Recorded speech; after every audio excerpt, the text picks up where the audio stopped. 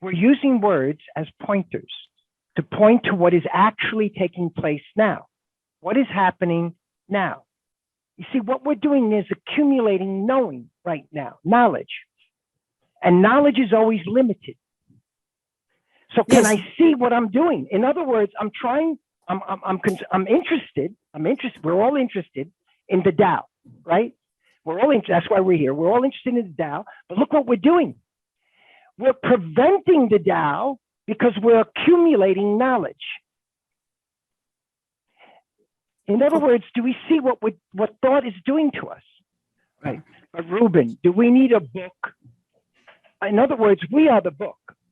We need to read this book, but not through the eyes of what others have said, but directly. I must see this thing called me, this thing called the self. I must understand where it came from, what is it made of, and what does it do to perception and the illusion of division. I must have an understanding of that.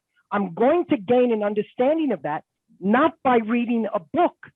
I'm going to gain an understanding of that by looking at me. I'm the book. I'm saying it blocks you. That is the block. It's interesting. It feeds the illusion of the me.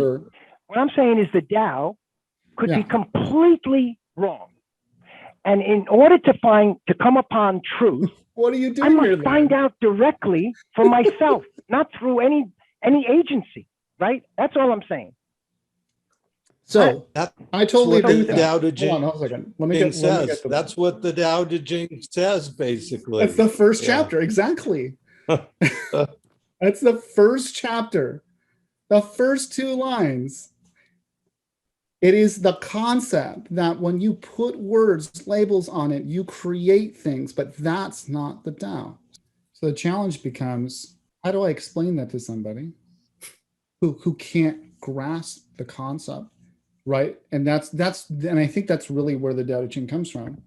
It's that idea of, how do I tell another person that you're not your body, you're not your voice, you're not the voice in your head, you're not what you see or touch or feel. How do you explain that to another person when the actual thing that you are is beyond words? Right. And if that's the goal, right? And we do that, and first of all, that's impossible. But Lao Tzu does as close as we can get, really, where he tries to inspire us and enlighten us and make us think outside the box and say the formless, the nameless, and these metaphors of things that are beyond things, the intangible, the indescribable.